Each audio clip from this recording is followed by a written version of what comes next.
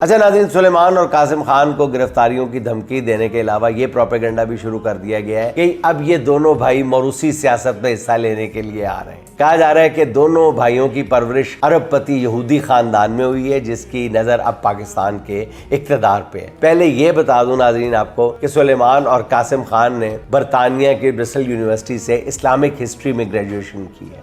इमरान खान ने दोनों बेटों की इस्लामी तालीम के लिए अलग से एक मुस्लिम टीचर का बंदोबस्त किया। दोनों भाई डिजिटल मार्केटिंग से वाबस्ता है और उन्होंने गुज़िश्ता साल मैफो के नाम से एक ऐप भी मुतारिफ करवाई थी जो इन्फ्लुएंसर्स को ब्रांड से जोड़ने में मदद देती है। रही बात नाज़रीन मरूसी सियासत की, तो ये बिल्कुल अकल से आ रही बात है। इमरान खान 3.5 साल मुल्क के वज़ीर आज़म रहे। क्या इस दौरान उन्होंने अपने किसी रिश्तेदार को ओहदा दिया? मरूसी सियासत तो तब होगी जब इमरान खान अपने बेटों को पार्टी का कोई ओहदा देंगे।